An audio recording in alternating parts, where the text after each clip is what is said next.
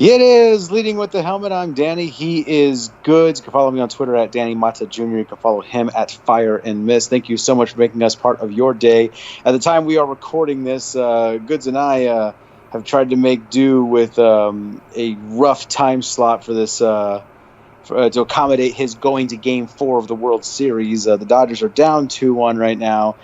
So if at any point in this show we break off of topic to start screaming in agony, that's what it is. So it could be joy. It could be joy. I'm not expecting joy right now. I'm not feeling really good about this at all. It's 2-1 Red Sox right now, 13th, and now this will be, forever memorialized as the podcast where the Dodgers were down 3-0 to the Red Sox. Look, if I go to Game 4 tomorrow and there's a sweep potential, I'm going to be upset. So I'm holding out hope for the Dodgers here. Yeah, so welcome all of you to the Dodgers are playing in the World Series, and we both we knew we just couldn't wait till the end of this damn game because it might go on forever edition of Leading with the Helmet.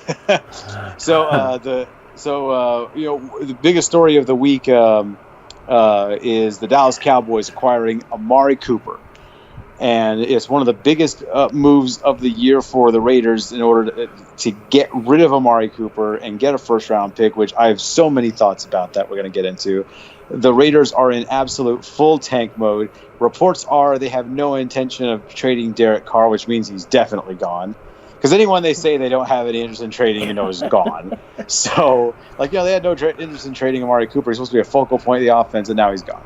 For the Cowboys, they had maybe the worst group of receivers in football, and I think saying maybe is being very nice. I think they definitely had it. They acquired Amari Cooper, but for a first-round pick, they could have gotten Josh Gordon for a 5. Goods. What are your thoughts on this?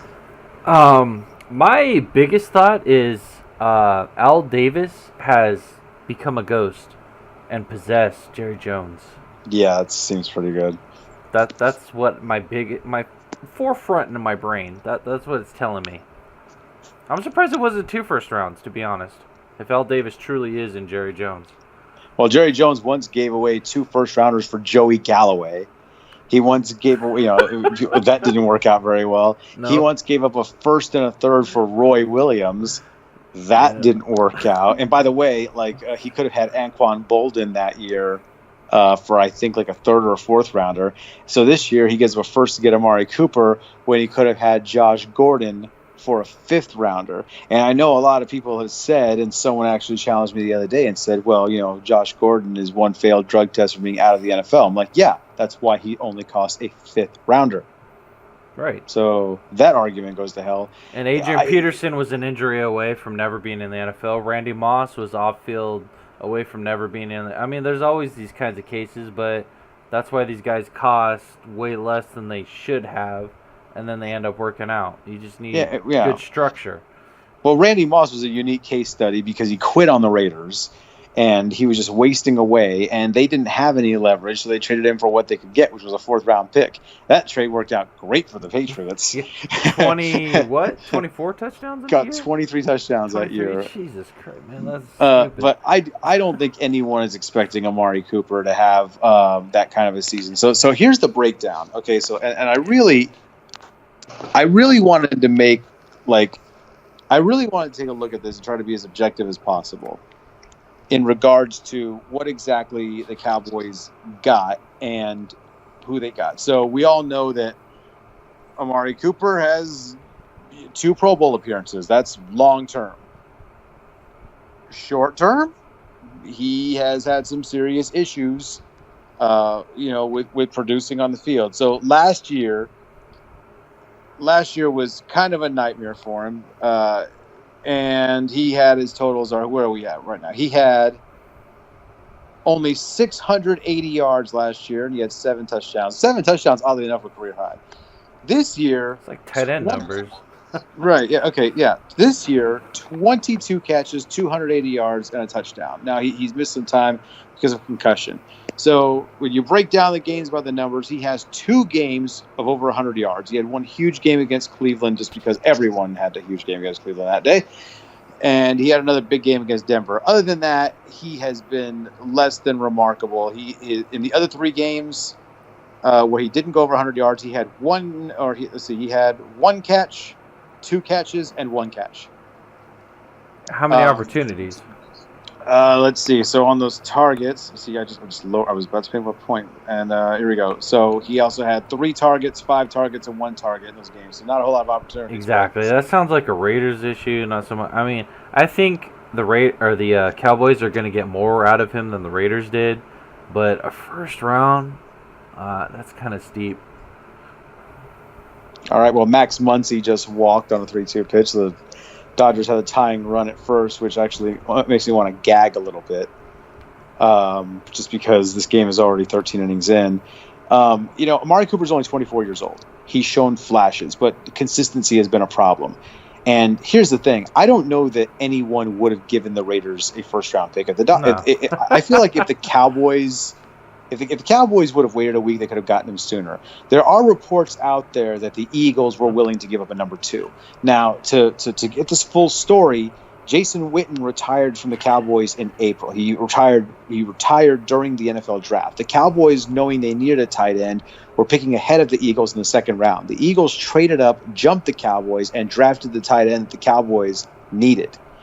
So I think that when the reports started coming out, the Eagles were interested. I think there's got to be some intel from the Cowboys telling them the Eagles are pursuing them, and I think that probably drove them to make a trade to trade away a first, knowing that the Eagles were willing to give up a 2.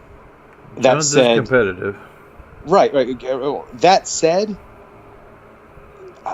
is that for a first round pick, you got to do better than Amari Cooper. Yeah, that's just my opinion, and I know that these grades that you give for players like this is always an incomplete, right? Because Cooper hasn't played for the Cowboys yet. If he goes crazy, no one's going to think anything of it. But that was a lot to give up. I completely agree. This is was Jones there when the Vikings traded for Herschel Walker? It was Jerry and Jimmy Johnson, yeah. So that was like the first major trade that the Cowboys made, and that was obviously a pretty good haul for that, for what they got for Herschel Walker. So apparently since then, Jones is trying to balance out the universe. Yeah, this was weird. It's always been for wide receivers. I think that the biggest difference between Amari Cooper and Roy Williams, Joey Galloway is Cooper's 24 years old and probably has shown more flashes. But Roy Williams had made a Pro Bowl at the time the Cowboys traded for him. So Cooper's made 2. I mean, you just never know how these things are going to turn out. But Roy Williams did not look like he was worth a first round pick when the Cowboys traded for him then, and I certainly don't think that Amari Cooper looks like he's worth a first round pick now. I don't think so. I think a lot of the people in sports, fantasy, and coaching, and players, and everyone truly was surprised by this. Yeah, but I will say this: they're 3-4, which they're right. I mean, no one's running away with the division. Washington's in first, but no one's running away with this division. What's Washington 4-3, right? They're 4-2, I think, because they've had a bye week, so I think they're 4-2. Okay. But they haven't looked great. I mean, right, exactly. Catchable. But in the Eagles too, that's the big surprise. They have not looked good. The Eagles they seem to maybe have a Super Bowl hangover. There's been a lot of things going on. Their defense has not been as good as it was a year ago. And the O-line, that's the big one for me. Right, the O-line is getting destroyed.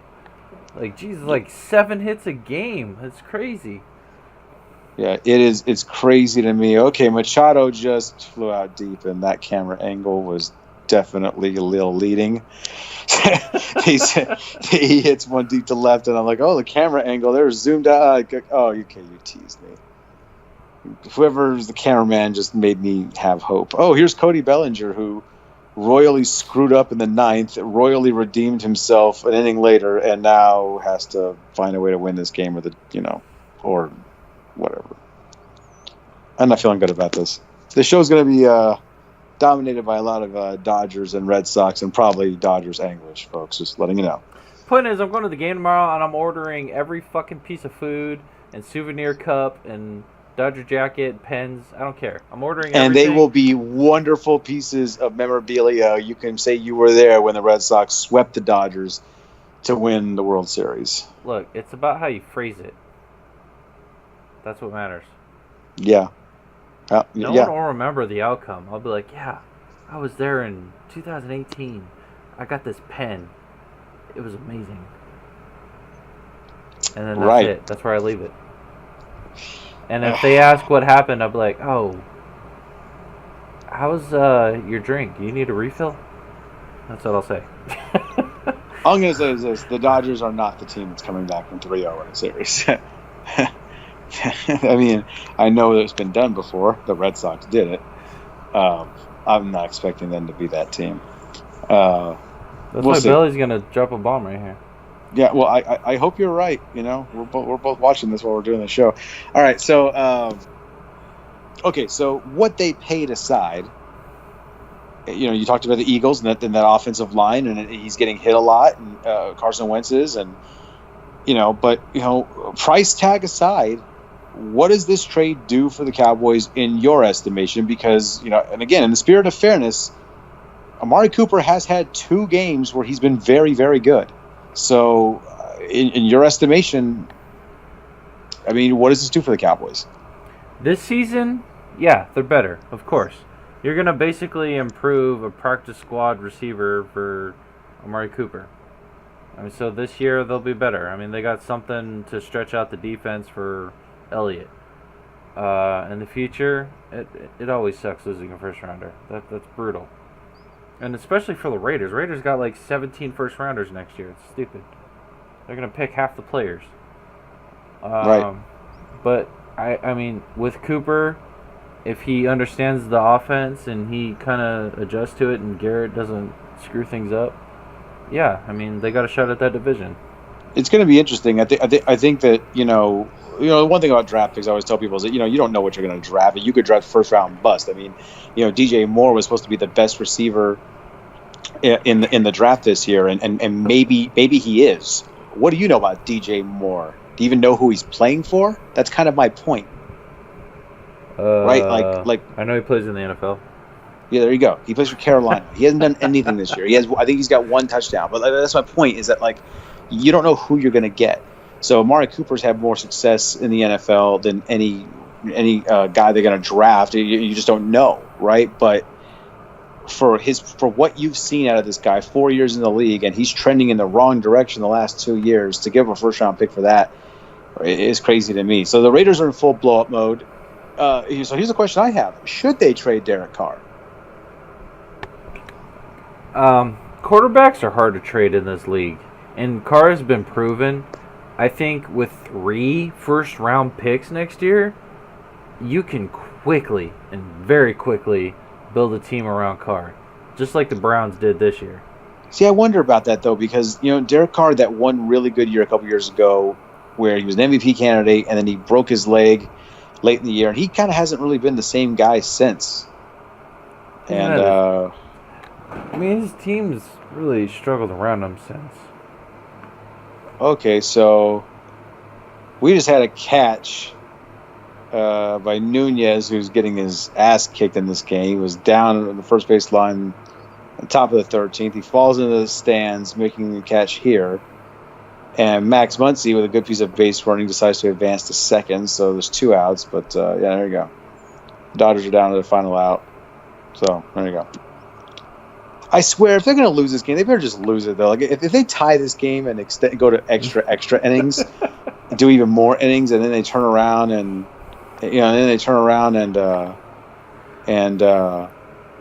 and lose anyway, I'm pissed. They essentially are just trying to torture Boston fans who got to stay up till like 6 a.m. trying to watch this. They're torturing Dodger fans. It's getting late. Dude, have you seen those wide shots? There are empty seats. A lot of them are like, screw this. Just saying, man. Yeah, there's a game in which 3 runs have been scored is going to end up going like 5 hours. That's just anyway. All right. It's already been 5.5, so don't worry about that. I think Amari Cooper is instantly the best receiver the Cowboys have. That's not really saying much. I think he definitely helps this year. I think Elliott is the best receiver they have. He might. Well, I mean, yeah. I mean, he's been to that point. Cooper gives them a perimeter weapon. They haven't had one, and he's not going to make them worse. And the question is, like, can he give them enough to where they can pull it off and win the NFC East? They've got a defense. They've got a defense. They certainly have a running game, and Ezekiel Elliott has been pretty productive this year, despite the fact that he's been running against some seriously stacked fronts because the Cowboys have no weapons to pull defenses off them. Now there's one, and that little bit of extra space may make a big difference for all of them involved. Plus Prescott's waking up.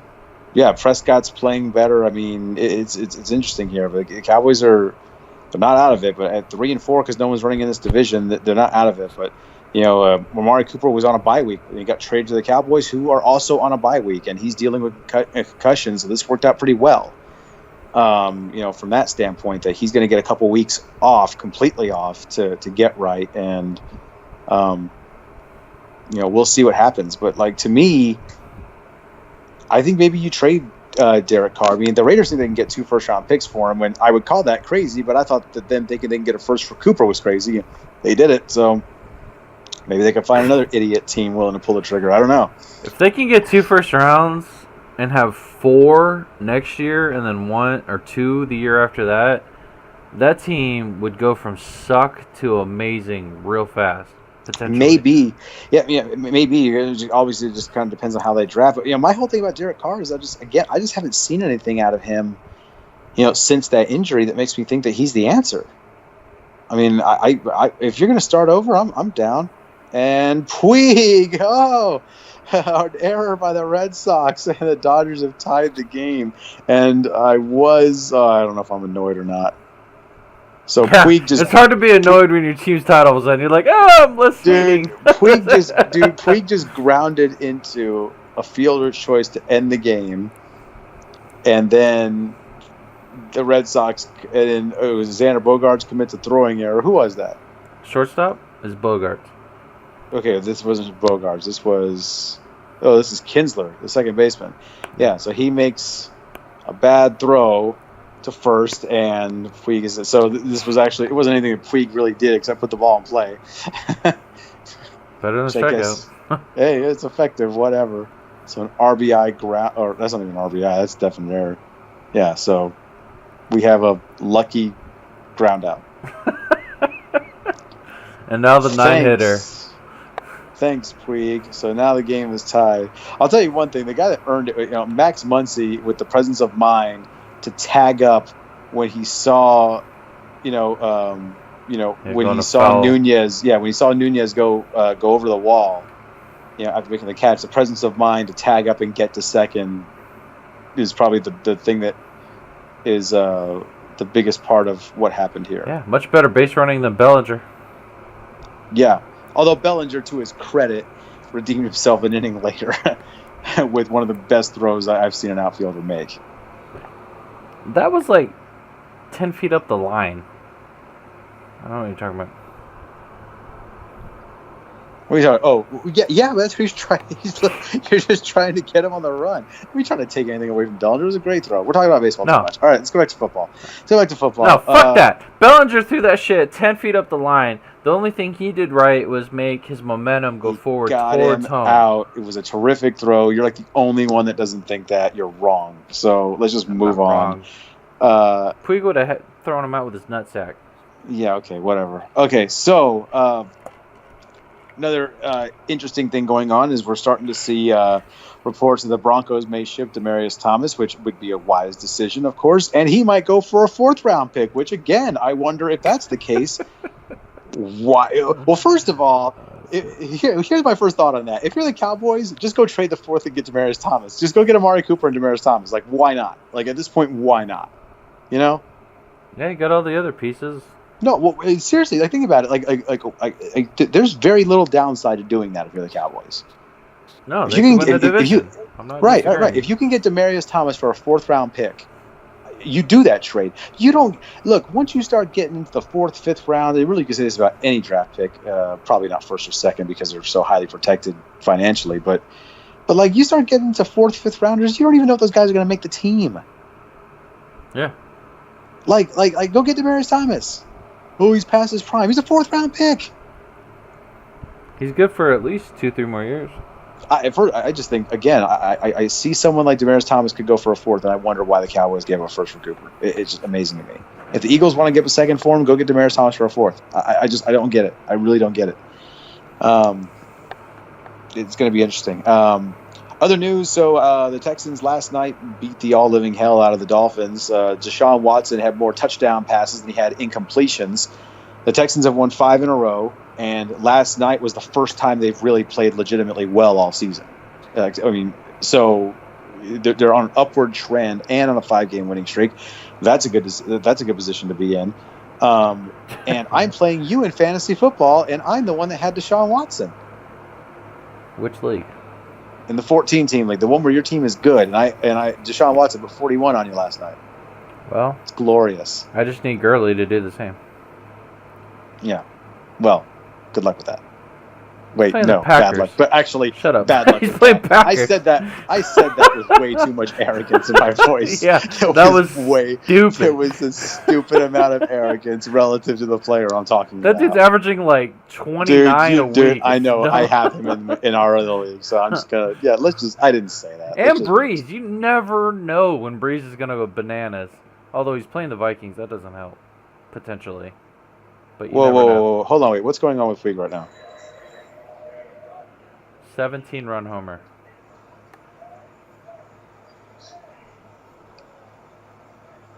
Like, Puig's already on base. That hit, it was labeled a hit. What? Hold on, I'm trying to figure out what's going on here in this game. This is not a good situation to be in for a podcast, guys. We're trying to figure out what the hell's going on. Puig is on first base. The Dodgers have tied the game. He threw up his hands like he was upset about something. I have no idea. I thought they were going to say he ran out of the base path or something and call him out. They haven't done that. So here we go. We're tied at 2. Anyway, what were we even talking about? This is the worst podcast ever. Or maybe it's the best podcast we've had. I don't even know. At this point, I don't even know. Yeah. This podcast, this show might be a disaster. It might be a disaster. I guess only time will tell. Probably not. No one follows me, so whatever. I do appreciate how the Raiders have made like no secret. Oh, we're going to the 14th inning. Terrific. Okay, so I like how the Raiders are making no secret about just their intent to completely blow it up. John Gruden is coaching like a guy that knows he has a 10-year contract and part ownership of the team, because he is just in a full-scale rebuild launch. Yeah. Well, when your team's 1-5, what do you want? Yeah, exactly. It's crazy to me. I think for the Raiders and for their fans, well, I guess for whatever fans they have left in Oakland, but for the Vegas fans, they probably don't care so much because they're hoping they'll be on the upswing when they come over to Vegas. The Oakland fans are probably thrilled about this, but I look at it and I think if you're a hardcore Raiders fan who's going to stick with them no matter what, it's got to be really discouraging. You go 12-4, Derek Carr breaks his leg, you lose in the playoffs, and everything's been downhill since then. Yeah, and Gruden's never had to deal with this. He took over the Bucks, Tony Dungy's team. Right. And they won the Super Bowl with Tony Dungy's team. Right. And then Gruden was at the Raiders, but they did well. But again, didn't really do the whole rebuilding phase. Right. The reality is, like, I feel like John Gruden does get a little bit of a bad rap for that legacy. The game is passed him by right now, I believe. But I will say this. Like the Raiders, the team he beat was the Raiders. He got revenge on them, but that was his team that got there. And if he's not coaching against a guy that has his playbook down, maybe the Raiders can beat the Bucks. It kind of goes both ways. And Tony Dungy did not win a Super Bowl with that team. So there has to be. He brought him back from so far, though. Oh no, I understand that, but they went to the NFC Championship game and then they lost. They were wild, and then they went backwards from there. And he did not win a championship with those teams. And I'm not saying that Tony Dungy's the only one that's accountable for that. I'm just saying that, yes, John Gruden won it with Tony Dungy's guys, but Tony Dungy didn't win with Tony Dungy's guys, and there should be something to be said about that. The same way that Jim Mora, helped, was there for Peyton Manning and assembling that Colts team, but he didn't win a championship with them. Dungy. Right? Dungy did. Right. Dungy won the championship because Mora couldn't win with those guys, and Dungy could. So, I mean, the coaches got to get some credit somewhere. Maybe not. Like 1%. Maybe not. I feel like that argument works better for Barry Switzer because the Cowboys won 2 with Jimmy Johnson. Like, we already know what they could have done without Barry Switzer, and he probably held them back more than he helped them. So no, I feel like the Vikings won all the Cowboys championships, right? Yeah. So it's fucking Jimmy Johnson, man. Yeah, Jimmy Johnson. That guy's not in the Hall of Fame. It's crazy to me. Crazy. That guy won like 7 draft picks. Yeah, he should be in the Hall of Fame for just that trade. That was stupid, just that trade. That what was it, like 3 first rounds, like dude, 4 seconds, 6? It's like, it's nuts. It was so much. It was so much. In fact, you got a computer right in front of you. Google that trade. What was the full count on that? I think I remember it, but I don't want to screw our audience over because I really want them to understand just how terrible this trade was, and I want you, the Vikings fan, to look it up. Like the pain? Or? No, because I feel like you as a Vikings fan are going to vent for sure, and you deserve to vent.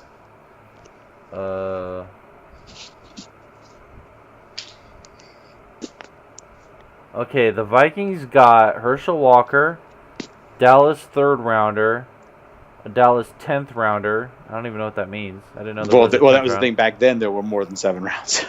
And then a 3rd rounder in the next year. The Cowboys got Jesse Solomon, David Howard, Isaac Holt. Isaac Holt actually played for them and won a Super Bowl with them. I didn't even know that. Darren Nelson, Alex Stewart, a 1st round, a 2nd round, a 6th round in 90, a 1st round, a 2nd round in 91, a 1st round, a 2nd round, and a 3rd round in 92. What in the hell? Unreal. That's stupid. Unreal. That's a franchise. What they do, like Irvin, Smith, Aikman? Well, one of the picks they used I'll put you this way. This is why it was a terrific trade. Well, first of all, a terrific trade anyway, but one of the draft picks they used in the Herschel Walker trade, they replaced him with Emmitt Smith, who ended up being a better player than Herschel Walker. So, oh my God. Yeah, there you go. And not even 3 years. Oh, here's what's even worse than that. By 1992, Herschel Walker was with the Eagles. That's what's even worse about that trade. Okay, so they're trading picks for a guy they didn't even have. Yeah, it's pretty bad. What the fuck? 1st, 2nd, 6th in 90, 1st, 2nd, 91, 1st, 2nd, 3rd, 92. Well, just remember this: the Cowboys gave up 3 draft picks for Roy Williams, and they gave this to the Lions. They gave 2 first rounders for Joey Galloway, who never had a 1,000-yard season with the Cowboys. I mean, you're right. There's been some attempt at a give back here, and this isn't as egregious because it's only 1 pick, but it is a first-round pick. So it's still pretty bad if it doesn't work out. But again, if it does, and every player is different, and Amari Cooper's 24, out of all of them, he's the one guy that has the most upside and is the most talented of the group of guys that I just mentioned. Vikings made some dumb ones. That was like 2 years ago when the Vikings traded a 1st round for Bradford, who played a quarter and died.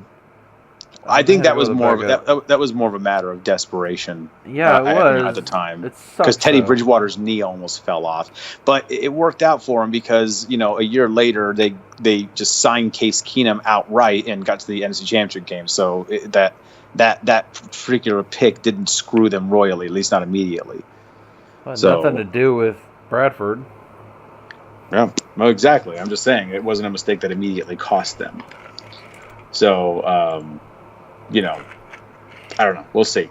All right, let's do game picks. We got to go ahead and we got to move this thing along before the Dodgers start doing other stuff. We got game picks. Both you and I like the Texans yesterday. I mentioned they're trending in the right direction. Problem today, Will Fuller one of the fastest receivers in football, and a guy who's been terrific with Deshaun Watson, tore his ACL after the season.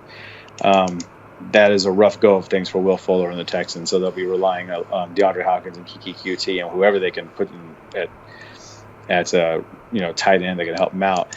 I'm going to tell you this, man, because I don't know how much attention you've been able to pay to the Texans from Arizona, and I know probably not a great deal, but Bill O'Brien, the coach of the Texans, gets a lot of heat down here, but he has moved things around and moved the Texans to a run-first offense, which I think was a brilliant idea, and it's helped them. Deshaun Watson's taking fewer hits. The line looks better, and really, this football people know this. When you run the ball effectively, it makes the worst offensive lines better. It's the reason why even the Seahawks, have looked better in recent weeks. And we saw, they almost beat the Rams a couple weeks ago, and they're hanging around this thing, and it's because they've been able to run the football effectively. So, it will make, when you let them play downhill and be the aggressors instead of having a backup and pass protection, it makes offensive lines better. If you can affect how the defensive line leans, whether it's with the run or whatever, it's always going to affect how your quarterback can move. Yeah, it's really it's really been very it's really just been a very impressive thing to me. So one of the things, this is old news. I want to get your opinion on this. So we know Joey Bosa, one of the better pass rushers in football, has been out a lot this year, but we know what he can do when he's healthy. His younger brother, Nick Bosa, is at Ohio State. He is projected to be one of the top picks in the draft. So he decided to hang it up at Ohio State because he knows that his draft position is somewhere between 1 and 5. Now, a lot of these guys have insurance policies on them, and I get that. But no one has an insurance policy to cover what the cost of a first-round pick is, and college football doesn't pay you. What do you think about this? Is this a move? Do you think this is a smart move by Nick Bosa to not put his health in jeopardy, and do you think we'll start seeing more of this? I don't get it. To me, that tells me screw him, to be honest. I would want a player that does nothing but breathe whatever the professional sport is. Baseball, football, whatever. I would want that guy who breathes that 100% of the time. And if he's willing to be like, screw it, like similar to a Barry Sanders, Robert Smith, Calvin Johnson, then, whatever. Let them go do their professional thing. And really, for me, I don't have a problem with it because, if you just think logically speaking, they don't pay. The NCAA is going to generate billions upon billions of dollars in revenue between college football and March Madness. They are not going to share that revenue with any of the guys who help produce that revenue. No. And if Nick Bosa suffers a career-threatening injury, he was supposed to be a top 5 pick. Worst case scenario, some people think he'll go first overall. He's right in there with Ed Oliver from Houston as one of the two guys that might go, the top, number 1 pick overall. Mm-hmm. Certainly top 5. Why in holy hell would you put yourself in position to have a career-ending injury for nothing? For a school and for an organization like the NCAA that's not going to even give you any of the revenue you help generate. So is he going to try to get to the NFL at some point? Oh, no. He's going to go to the NFL. He's just not going. It's just, remember, you have to wait 3 years until you've left high school before you can enter the NFL. This will be year 3. He's eligible after this year. He's just not going to play and risk injury. So he's going to spend this next offseason instead of playing football, he's going to work on his body. He can make sure he's in the best shape possible, and then he'll go in the draft. And I, for one, think it's a genius move. I think it's a great move. Super smart. As long as you're recognized at this point, yeah, sure. Yeah, he's already, that's what I'm saying. All that can possibly happen to him is his draft stock can decline. He can get hurt. He's already projected to be maybe the number 1 pick. So the only thing that can happen is he can lower his draft stock. And you know what lowers your draft stock? Getting hurt. So, right, exactly. Drugs. Drugs seem to do a lot too. Yeah, drugs can do it too, right? People talk. I tell people it's a calculated thing. Look at look at what was it? Matt Barkley at USC is a guy that was some people thought was going to be the number 1 overall pick in the draft. He decides to go back to USC, has a terrible senior season, and ends up being drafted in the 4th round by the Eagles. A guy who was maybe the number 1 pick in football, which is however much money guaranteed for being the number 1 pick. He passed that up, went back to school, and lost out on millions upon millions of dollars because he had one bad year. Yep. And really, his was best case scenario. He didn't come out of that hurt. I mean, the only thing he could have done was lower his draft stock. It was foolish of him to go back. And I think it's a smart move by Nick Bosa to stay put. I just wanted your opinion on that, too. All right, so here we go. We'll go game picks. And last week, you and I both went 11-3.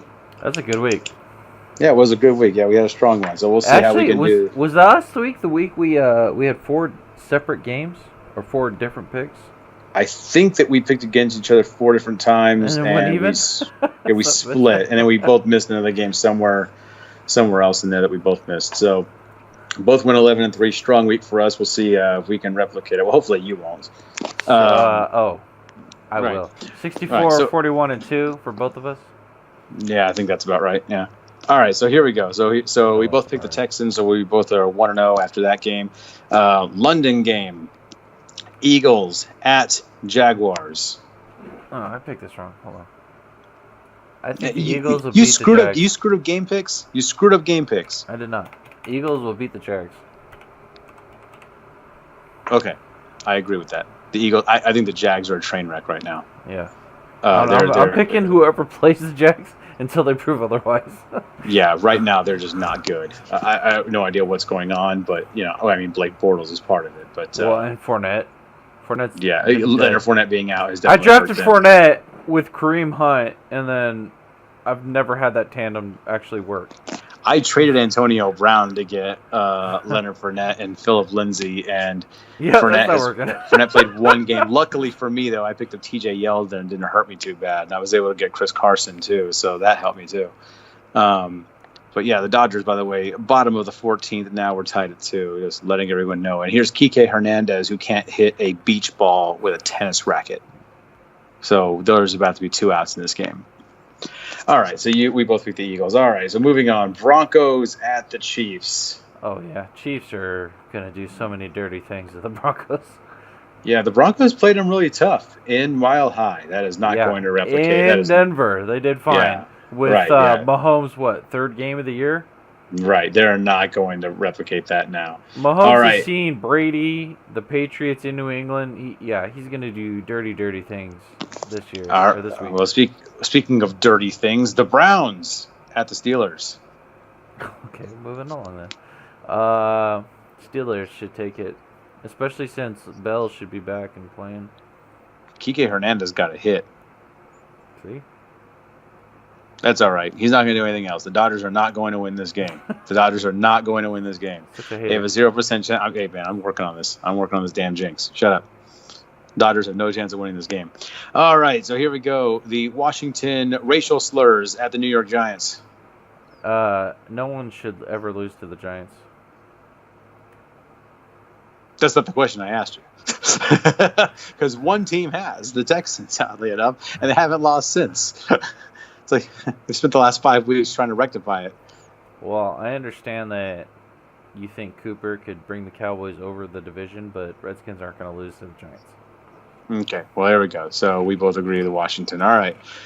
Here's an interesting game to pick because it involves the Lions, who are always unpredictable. The Seahawks at the Lions. I really struggled with this game, but... So did I. I think the Lions are going to put their bad team on the field this week. And the Seahawks will win. I just don't know what to think. I do know the Seahawks are not good on the road. But I know that the Lions are the most Jekyll and Hyde team, and it doesn't seem to matter where they play. They're just kind of Jekyll and Hyde. But I'm going to take the Lions because I have to pick someone. Pretty much. Right. Who'd you take again? Seahawks. Okay, all right, so there we go. We disagree on that one. All right, here we go. Buccaneers at the Bengals. Bengals have dropped a couple games in a row. I think the Bengals will bounce back hard against the Bucs. Bucs are not good at all. Yeah, I have a feeling that the Bengals are going to kill them. You and I have been in agreement on a lot of these games. Jets, the Bears. Yeah, I think the Bears again bounce back, crush the Jets. Jets are starting to show their true colors against better teams. So I'll tell you this, man. Mitch Trubisky, the quarterback for the Bears, I was not a fan of him when they drafted him. I mean, but he is playing some ball right now. yeah, He's they playing some. were what, a yard away from beating the Patriots. Yeah, that's what I'm saying. They were playing some ball, and he didn't even play all that well, and he played pretty damn well. I mean, he's doing something there. I mean, if he keeps playing like that, then they're for real because he's playing some serious ball right now. All right, we've got a good one. This is one of the candidates for game of the day, as we have a really good slate here for some of these games. Ravens at Panthers. They played really well last week, so I think the Ravens will win. Justin Tucker missed an extra point. The first extra point he's missed in his career, and he misses it, and it would have tied the game. I mean, the Ravens. I really thought they had a chance to beat the Saints. Obviously, they did. They did have a chance and just didn't pull it out. That was one of the crazier finishes. But I'm going to take Carolina this week. I think the Panthers at home will handle it, but I do think that's another really good game. All right, the Colts at what's left of the Raiders. Yeah, I'm picking everyone against the Raiders for the rest of the season. So, yeah. 15 innings we're going into now after the after that fly out. So here, okay, we both agree on the Colts. All right, here is the gem of the day: 49ers at the Cardinals. This one I had no idea. It's like a home team is just all I went with. I mean, it's like, yeah, I don't know. The Cardinals kicked their asses in San Francisco. I don't think 49ers are going to right the ship in Arizona. But I mean, then again, saying anything with confidence about 2 one-win teams is probably stupid. So yeah, I'll take the Cardinals, but there's no way to pick that. All right. Here we go. Now we start getting into these two. The next 2 games also candidates for games of the day. The Packers at the Rams. I think there's absolutely no way the Packers can keep up with the Rams offensively, and the Rams defense is way better than the Packers defense. So I think the Rams will destroy them. I think the Rams are going to win the game. I will never say that a team that has Aaron Rodgers on it has no chance of matching the other team offensively. I think the Rams will win by double digits. Okay, well, maybe they will. I'm just saying that, like, you're telling me that if you're giving me Aaron Rodgers and saying the game's going to be a shootout, I'll take my chances. I think most people would take their chances and say, if you get a shootout, you're going to be in a shootout, but you get Aaron Rodgers, you have a chance to win this game. And if Aaron Rodgers is just having one of those days where he can just put one on you, which he's had a lot of those, he could just put one on the Rams. But I agree with you. My concern is I don't know how the Packers are supposed to stop them. Okay, consider everything you're saying. I hear that. Now think about this, is that the Rams' biggest weapon is a ground game, which that means Rodgers doesn't get as much time. Right. You figure they would be able to control the clock and have that ability. I agree with you. That's what's dangerous about the Rams. They don't have a quarterback. They got a running back. But here's the thing, though. In order for them to control the clock like that would require them doing a massive change in what they typically do. They're an up-tempo offense, drive it home, and they do it that way because they know they can trust their defense. So, like, I don't think they're going to change their style of play, and I think they're going to win. I mean, I do. I think the Rams are going to win. What I'm telling you is, if you give me Aaron Rodgers in a shootout, I'll always say that I've got a chance. And again, he can have one of those days where he's just feeling it, and if he could beat the Rams. But my concern is I don't think the Packers defensively can stop them. Nightcap, and this might certainly be the game of the day. The Saints at the Vikings. Yeah, this is NFC playoffs last year. And, I mean... You got to figure this one means a lot to the Saints because of how that game ended. It's got to mean a lot to both. Because the Vikings are on a roll, and they want to win that division desperately. Saints they're 5-1 now. They're rolling themselves. So this could either kill or develop intense momentum for the playoffs. But the Vikings defense seems to have figured a lot out. Griffin might end up actually playing this week, which is one of their best players on defense. Although Rhodes might miss it. The Vikings got some injuries they got to deal with. We'll see. The Saints are Yeah. playing well, but I mean the Vikings were able to stop Breeze for 2.5 quarters. So I gotta believe Vikings can do it at home. Ever since Matt Ryan lit them up in week 3, the Saints have been much better defensively. Now, they haven't really, on the flip side of that, they haven't really played any elite offenses. We're talking about the Giants, Washington, and then we had Baltimore. I mean, not really any elite offenses there, right? So I don't know how well this defense is actually playing, or versus their relative to who their opponents are, right? I mean, so they're playing well against bad competition.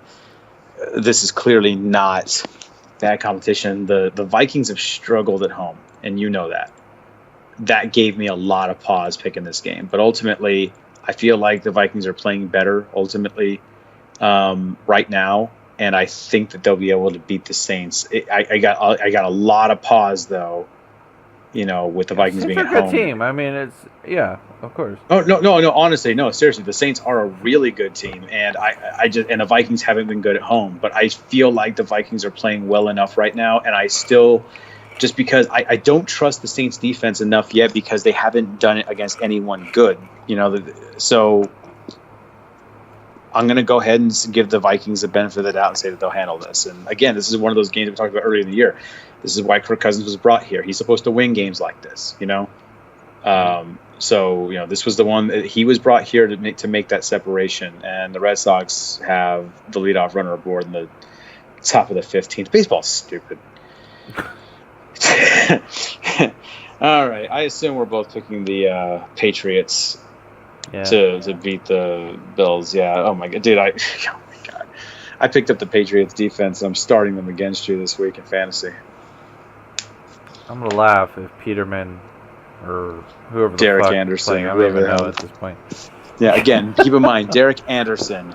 Nate Peterman is so terrible that the Bills put Derek Anderson, who didn't know the playbook and had just gotten off the couch. They put him at quarterback because they felt that was better. They had a better chance of winning with him than Nate Peterman.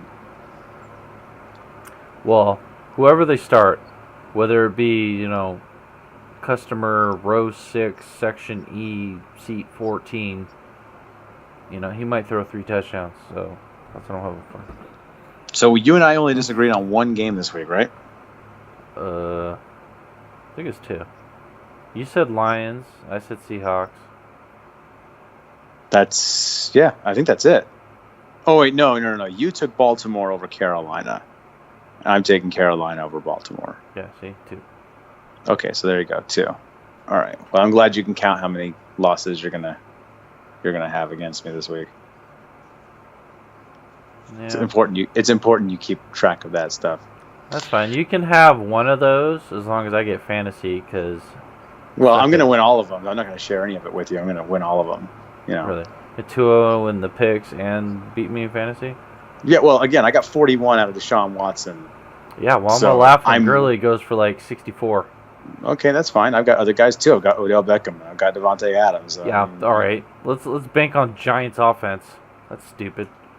Yeah, okay, because, Eli Manning's always been Odell's quarterback. But, yeah, okay, let's just forget that he's been producing great numbers his entire career with Eli throwing to him. So, because that logic makes perfect sense. Yeah, the last 2 years, he's been such a wonderful back to Eli. Yeah, he broke his leg last year, and he just had a big game. He's blowing up the last couple weeks. He also traditionally has a much better second half of the year than he does first. That's always been him throughout his career. Same as guys like Keenan Allen. Do you want to look at Odell's weeks? First week, awesome. Second week, suck. Awesome, suck. Awesome, suck. Last week was awesome. This week will be suck. He's going to get 6 points tops this week. Hey, we'll see. I'm just saying the last time he's had some pretty good success against Josh Norman. Even the year where he beat the hell out of him, on the field and, decided to go crazy and cost me a fantasy championship. He ran right by Norman like 4 times. Burned him. So I'm just saying, he's always been a guy that gets better second half of the year, and then Devontae Adams is on a serious upswing. Got Aaron Rodgers. The second half of the year. It's the half of the year. It's right here. Okay, whatever. We're approaching that mode, so we'll see. Yeah, getting there. Not there yet. We will see. Week 9, he's gonna tear it up. This week, he's gonna suck a duh. All I'm saying is, I got 41 out of Watson, and that's a good start.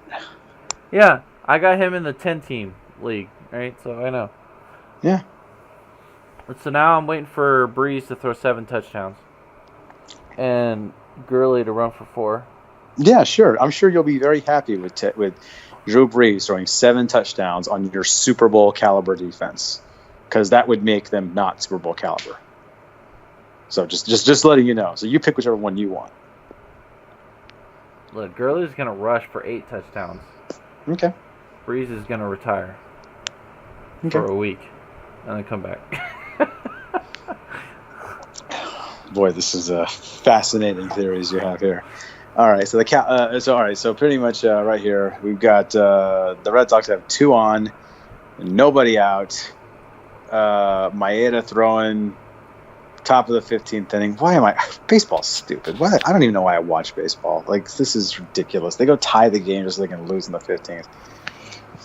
Emotional, I think, is the reason. Stupid. I don't like baseball. This is the worst thing. Oh, by the way, before we go, I saw Halloween and I loved it. I loved everything about that movie.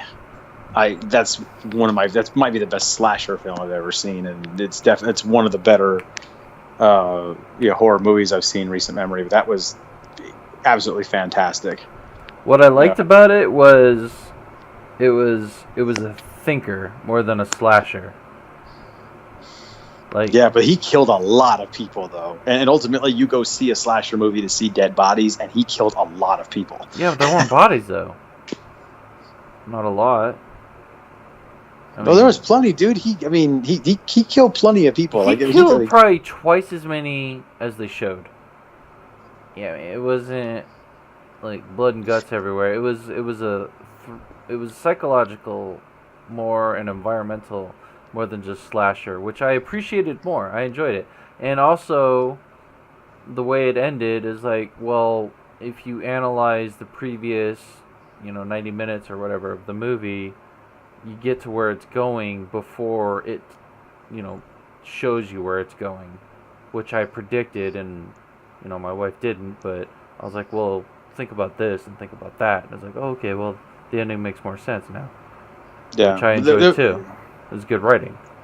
Yeah, I really enjoyed that movie. Off the top of my head, he killed 7 people on screen, and off the top of my head. And the original one, he only killed 3. That was a much more, like you talked about, like more of a cerebral storyline. Like the original Halloween was really kind of an industry starter. The whole thing with slasher films, the modern slasher film is based on the original Halloween, but there weren't a lot of dead bodies. This one, there were quite a few, and I thought Jamie Lee Curtis was awesome. I thought that whole setup and how they were doing the movie was awesome. I loved everything about it. I really, really enjoyed Halloween, and it's the first time that they've done a story worth a damn in that franchise since the first one. I got 11. Say what? I got 11. 11? Yeah. What do you mean 11? What are you talking about? 11 kills. Oh, 11 kills. Oh, off the top of your head? Like, you see? Yeah, I can't. My memory's shot. Yours is probably better than mine. But like, I'm talking about off the top of my head. I could think of 7 that I saw on screen. We saw the aftermath of other people that had been killed. I'm talking about that we saw him actually kill on screen. I think it was 7. That's very minimal. That's only a handful. Right, but it felt like what I was saying though is it felt like a lot more though. Like it was pretty good. I really enjoyed it. I never felt bored in the movie. I thought it was really intense, and it was just really good. I really enjoyed that. I enjoyed everything about that movie, and I didn't expect to like it as much as I did. But I was glad that, for as excited as I was, that it lived up to the expectations. So it's been a good year, a good little run here for horror films. I had given up on horror films recently, goods. I'm not kidding you, man. And then like last couple of years, man, we've just seen a nice little renaissance. Well, they figured it out again. It's not horrors and slashers and titties flinging around with blood and guts. It's been stories with intense environments, not the garbage. Yeah, there's a movie coming out It starts with an O. I can't remember. It has something to do with taking place during World War II. It's some sort of monster movie in World War II. Overlord. Overlord, J.J. Abrams movie. That actually looks pretty good too. At the very least, entertaining. I don't know about good, but at least entertaining. Early reviews, it's getting decent reviews early on, and I think it got a really good score on Rotten Tomatoes, like in the 90s. So, yeah, I mean, J.J. Abrams has a tendency to just be able to find something that'll pass 2 hours in a popcorn flick pretty easily. So, yeah, it's like the worst looking movie, and then J.J. Abrams will touch it and be like, "Oh, that's entertaining as hell." It's like, and they're saying it's good, and I'm like, okay, fine. Was it actually? Didn't he do the first Pirates movie? Wasn't that him? No, I think it was Jerry Bruckheimer, but he did do the first Cloverfield, and really they should have. I really like the Cloverfield series. I like Cloverfield 10, Cloverfield Lane. The one after that, not so much. I think that them deciding to just make it all one big series was a weird idea. Just like, hey, let's just throw all these movies together. Like, that's a weird idea. But okay, I still have liked 2 of the 3 they've done. I've never seen the first. I only saw the one with John Goodman. I thought that one was excellent. John Goodman was good. That was really good. But if you watch, I know a lot of people that watched the first one that hated 10 Cloverfield Lane because, like, the tie-in, even with the monster, you're going, what? The monster's completely different too. It was kind of a random put together that they did. But I just watched the second one and thought that was nice. So far, I don't think you're missing much. You don't need to see one to see the. I didn't imagine that. No, that being said, the first one's good. It's just there is no tie-in to 10 Cloverfield Lane. No, it's crap. That's crap. I mean, whatever forced tie-in they threw in there, I'm sure that I think someone said there's a character cameo, and I'm like, whatever, fine, I don't care. It's all crap, but they threw that in there. But it works. So yeah, I enjoyed it. I'm excited, and I'm actually watching a movie right now. We didn't get to finish it because my wife can't. She's a school teacher. She can't stay up late. But we're watching a movie right now called Behind the Mask. Have you heard of that? No. Okay, so I'm going to recommend this movie. I'm halfway through it, and I'm going to recommend it to you. Basically, do you remember District 9? Remember how they took that? Yeah. That? Okay, it's that, but with horror. Okay, so and it's in a nutshell, the story's about in this universe, Freddy Krueger, Jason Voorhees, Michael Myers, they all exist. They are real. They've done it, right? Well, basically, this film crew targets this one guy, saying this guy is going to be the next dude that starts killing a bunch of people, and so they decided to do a documentary with him, and it's supposed to be funny, and it is funny. It's very darkly funny.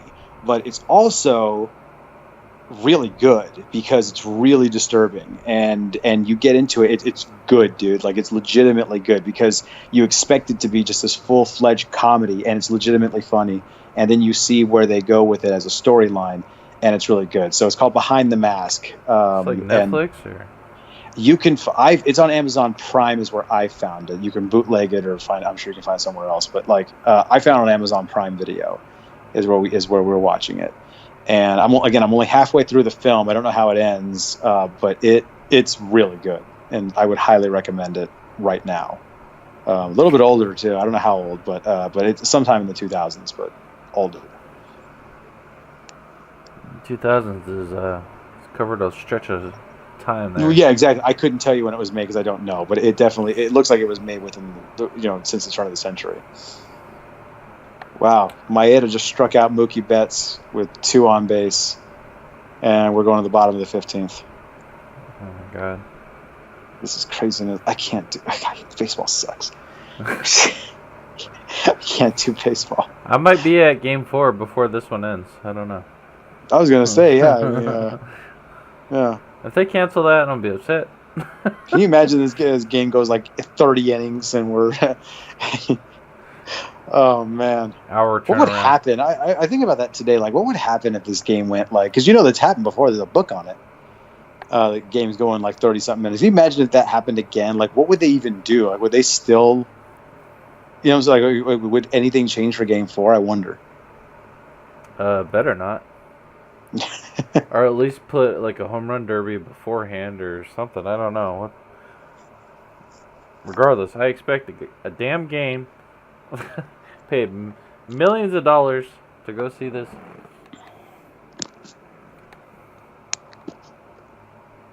I'm with you, brother. Good. And I'm gonna go buy so much crap. I'm gonna go buy like World Series pens, a World Series hat, jacket, like some sort of soft drink with a fancy World Series cup. That's good, and that'll bring your total for one game experience to like $1,000 for one person. But I am begrudging you a bit. Hopefully, they are playing for the right to tie the series at 2. But right now I'm expecting them to lose in a heartbreaking fashion. I'm going to be up all night just because I'm a pessimist. And there you go. But I hate them. All right, this might be the worst show we've ever done, or maybe it's the best one. I don't know. Well, you are the pessimist, as you just said. So it might be the worst show we've ever done. We're just talking about baseball halfway through this thing, and God, I hate Jackie Bradley Jr. All right, well. That'll do it for us, guys. Enjoy the games. We'll be good to be back arguing next week, and hopefully the Dodgers will be champions by then. But I'm not banking on it. So I'm Danny. He's Goods. We're out. That's it.